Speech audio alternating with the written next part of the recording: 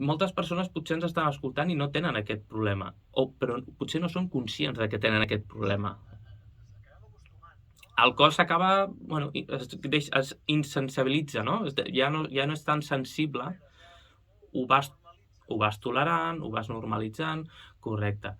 És com, jo a vegades faig aquesta comparació, no? Estàs en un lloc que sembla tranquil i apaguen l'aire condicionat i dius, ostres, ara sí que realment, quin silenci, no? No m'havia donat compte que hi havia com un petit factor i el teu cos ja ho havia passat per alt, no? Llavors això mateix succeeix a nosaltres mateix internament amb les nostres sensacions, que arriba un moment doncs, que ja es deixen de sentir i és quan tu recuperes aquesta sensibilitat amb aquesta alimentació més antiinflamatòria o més lleugera, més sana, més saludable, el cos realment reacciona correctament i comences a notar doncs, una lleugeresa també molt important, sí.